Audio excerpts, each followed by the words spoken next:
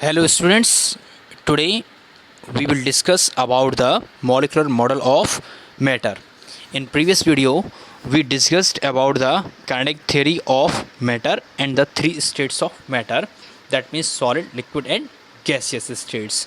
In previous video we explained the three states of matter: solid, liquid and gases, on the basis of kinetic theory of gases, that means on the basis of cohesive force and adhesive force. Now today we will discuss about the molecular model of solids, liquid and gases. In solids, the constituent particles are held closely in fixed positions due to strong force of attraction, and we have already know that the force of attraction, that means the cohesive force in solids, is very large. So that means in solids the constant particles are held closely in fixed positions due to strong force of attraction. These particles, however, can rotate or and vibrate about their main position. They do not leave their position. As a result, a solid has a definite shape and definite size. Now, solid contain very little intermolecular space. Now listen, solid contain very little intermolecular space. That means just like this, suppose this is the specimen of solid. So now the model of the molecular model of solid will be, suppose this is just like this. That means these are the molecules of solids and they are closely packed by the cohesion force between the particles. That means intermolecular space is very little in the solids. That means this is solids. Now in liquids, the constant particles are loosely packed. These particles therefore can move more freely than in solids. Now the cohesive force in solids is less stronger than that in solids. Liquids contain slightly more intermolecular space than solids. That means just like suppose this is the liquids, this is the specimen of liquids. That means liquids.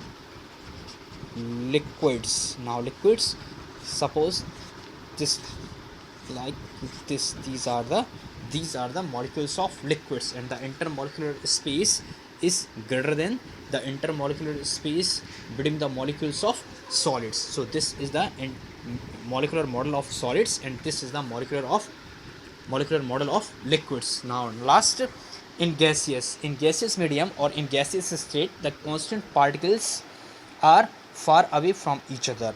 In gases, the cohesive force is negligible. As a result, the constant particles in gases are free to move in any direction with high speeds. So now suppose this is the gases, this is the specimen of gases. So now position of gaseous medium, the position of molecules in gaseous medium will be just like that. Means the intermolecular space is very large in gases. So the kinetic energy of the gaseous particles will be very large, and the intermolecular force of attraction will be very small. So these are the molecular model of solids. Now you can simply give the difference between the solid, liquid and gaseous states. So now suppose, now first point, in solids the particles in solids are tightly packed, but in liquids the particles in liquids are loosely packed. But in gases, the particles in gases are far from each other. Now second point, for solids, in the intermolecular forces in solids are very strong. Now in liquids, the intermolecular forces in liquids are moderate. Now in gaseous medium, the intermolecular forces in gases are negligible, that means very small. Now third point will be, solids are rigid, but in liquid are fluid and gases are highly fluid. Now fourth point, for solids, solids has high density. Now liquids have medium density. Now in gases have very low density. Now in fifth point, solids cannot be compressed. Now in liquids can be compressed to some extent. Now for gases can be easily compressed. Now sixth point, in solid, that means solids cannot flow. Now liquids can flow in all directions from high to low level, low level, or from higher pressure to lower pressure. Now in gaseous medium, gases can flow easily in all directions. So these are the some important difference between the solid, liquid and gaseous medium. Now the exercise of this chapter, I will provide you a PDF file within 3 or 2 days. Within 3 or 2 days I will provide you a PDF file of the exercise of this chapter. So now we will start the energy involved change of state. First of all, we start the change of state. Change of state means solid to liquid and liquid to gas, gas to solid. Now in our common experience, that ice on heating melts to give liquid water, and the liquid water on further heating gives steam.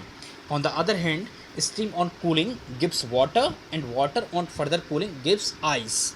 So now you can easily understand that we can easily change the one state of matter into another state of matter. Thus the physical state of given material can be changed by the heating or cooling. Now in solid, the constant particles are closely packed. They are held to their fixed position due to the strong cohesive forces. When a solid is heated, its constant particles gain energy.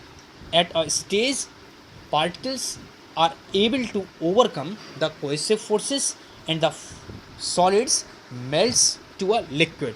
On further heating, the particles in the liquid gain more kinetic energy. At a state, the kinetic energy of the particle becomes so large that the particles are able to escape out of liquid to form vapor or a gas. Listen all students carefully. For better understanding, you can take your book when you see the video. That means for the better understanding, you can use our textbook.